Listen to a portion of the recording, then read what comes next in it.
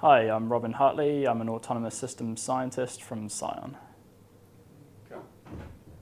So today I'm going to be talking about the work that our team has been doing in exploring the Hovermap laser scanner for forest phenotyping, which is a part of the Resilient Forests Research Program, which my colleague Scion has already given an update on. So let's start with phenotyping. What is phenotyping? To break it down, it's an emerging science which uses techniques like laser scanning to compare tree form with genetics, environment, and silviculture to identify optimal trees for specific locations. In forestry, we're starting to use this for tree breeding and selecting the correct genetic stock for our forests. So for assessing tree form, the method is the same as we'd use for log grade prediction, mensuration, and this is what our research has been focused on. So what metrics are important? Things like diameter and height we can use to predict volume of a stem, and attributes such as branching, sweep, and defects tell us about the value of the tree stem. So what do we currently use for tree form assessment? We use traditional tools such as a hypsometer, a diameter tape, a height pole, and the good old iometer. But what are some of the issues with this method? Well, the iometer is very subjective for metrics like sweep and branch sizing. Plot-based metrics involve a lot of averaging, and there's also inherent bias in measurements like tree height for various reasons. Throughput is also an issue because there are only so many trees that a crew can measure in a day, and that's just not going to get us to precision forestry. So why should we change these methods? Well, in our team, we're focused on automation. So we see a forest with autonomous UAVs flying through the forest on a regular basis, capturing data. And this will be at the tree level, so we can move towards true precision forestry. This will reduce errors, remove subjectivity, and also hopefully fill increasing gaps within the labour market. We're aware that today's technology won't necessarily give us all the answers, but we know that automation has to start somewhere, and the harvesters that we see in today's forests didn't appear overnight. As an alternate method, terrestrial laser scanning has been explored in forestry for more than 2 decades. Findings are promising, and the measurements that you get from these units are very good. But to get a full 3D model of a stand, the plot must be scanned from a number of angles. The diagram in the middle shows a typical plot setup. The 5 blue triangles represent the scanner positions.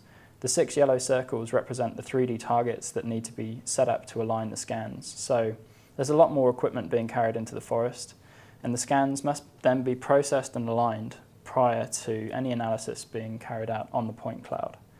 So this is just a slightly clunky method and not quite ready for commercialization. So why can't we use airborne laser scanning or LiDAR from a plane for phenotyping? Scion has researched laser scanning from above the forest canopy for a number of years. And what we found is that scanning from UAVs and planes doesn't scan the stems due to the dense forest canopy. Sub-canopy scanning is the opposite.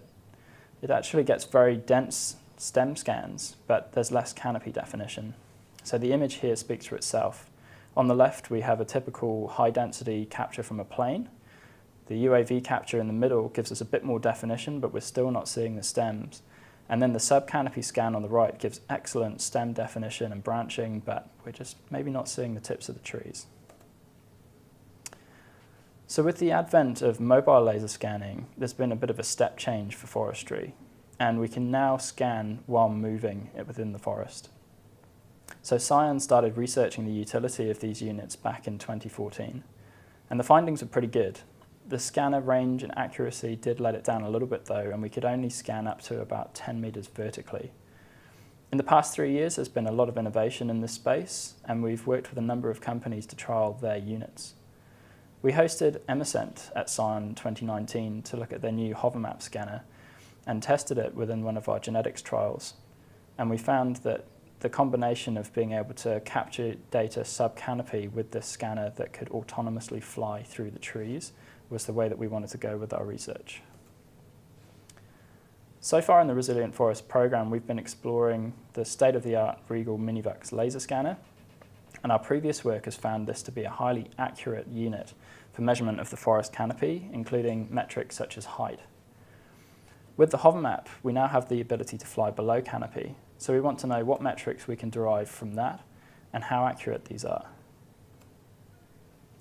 Though both UAV mountable, these scanners are actually very different.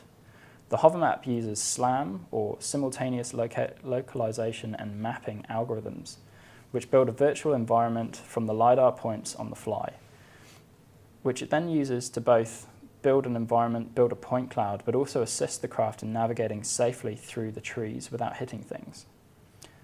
The Minivux relies on a GPS signal, which it can then assign a real-world position to each of the points that it's scanning. This data can then be post-processed into a point cloud, through which The Minivux is also more of a passenger, so it's not integrated into the craft and telling it to avoid objects, it's just collecting data. The other key differences include the scan arrangement. So the Minivux laser hits a rotating mirror and spins on a 360-degree plane, kind of like a Catherine wheel. However, the Hovermap has 16 lasers which spin on 2 axes, which gives it a full 360-degree spherical coverage, kind of like a disco ball, which fires points everywhere, which is exactly what we need for flying below the forest canopy. You'd think this would make it the superior scanner. However, it should be noted that the Minivux has a much higher quality laser. The range is nearly double that of the Hovermap, and its beam footprint is nearly 20 times smaller than the Hovermap. So what does this mean? It basically means you get a lot more points in your point cloud, but there is also a lot more noise associated with it. For this research, we collected data with both the Hovermap sub-canopy and the Minivux above canopy. We also collected pre-harvest inventory at 3 sites, a genetics archive at Scion, and 2 sites in Kinleith Forest, where we installed a total of 48 pre-harvest inventory plots. The inventory data was collected by a commercial inventory crew and included metrics such as diameter at breast height, height on every tree, sweep, and branch size. The dataset comprises over 2,000 trees with a diameter at breast height range from between 1 and 65 centimeters and heights ranging from 1.5 to 36 meters. But we didn't want to give up on airborne scanning at this point, so we wanted to see if it was possible for us to capture more information on the tree stem from above by using the Minivux. And we flew this elaborate flight plan in 8 directions, low and slow, over our genetics trial to see what we could get. The flight plan is here at the bottom left, and it achieved about 1,800 pulses per square meter, which is nearly 20 times what you could expect from a commercial airborne LiDAR capture. For the sub-canopy data, we wanted to trial the Hovermap in all 3 of its modes. So first we tried it as a backpack-mounted scanner, which gave us a pulse density of about 22,000 pulses per square meter, which is roughly 1,000 times more than your commercial plane-captured LiDAR. The 2 autonomous flight modes that you can use with the Hovermap from a UAV were also trialed. So the first, the semi-autonomous flight mode, allows the pilot to fly manually under the canopy, but it has this industrial-grade objects avoidance, so the craft can't fly into things. The fully autonomous mode is similar, except it's a waypoint-based flight mode, which means that you can just select a point on a map and the craft will fly to that point. What we're seeing, though, is that the backpack is by far the most efficient way of capturing and processing data at this stage. With 1 battery, we were able to walk an entire 2-hectare block up and down every row of trees, which took about 45 minutes. This created a single file, which was then processed, and we were able to get a point cloud developed within about 5 hours of starting the data capture. With the different autonomy levels, battery limitations of the craft held it back slightly, because you had to land the craft at the end of each row to change batteries, which created a new data file. And we found this led to large amounts of extra processing, and the semi-autonomous took about twice the time to create a point cloud. The fully autonomous took about 6 times that of the backpack to create a point cloud. There are other UAV options on the market which have better battery efficiencies, and we're currently looking into these. So once we have the point cloud, we can then start to derive some metrics. First of all, though, we need a processing pipeline to input the raw Hovermap data and pull out something more usable.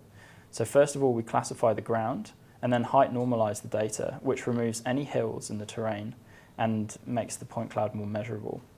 Next, we denoise the point cloud with various algorithms, and then we fit spheres to the stems with other algorithms, which allows us to segment out individual trees and create a tree map. Once we have these individual trees, we're then able to calculate some metrics. So first we looked at diameter at breast height, and we found a very strong correlation, an R-squared of 0.94, between the Hovermap and the field measurements.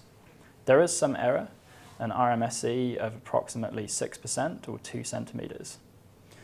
We also tried this with the Minivux, but as you can see from the two diagrams at the bottom, which show slices through a tree stem at 1.4 meters, the Hovermap was collecting a very good stem profile, whereas the Minivux just didn't have the point density, even at that higher density flight.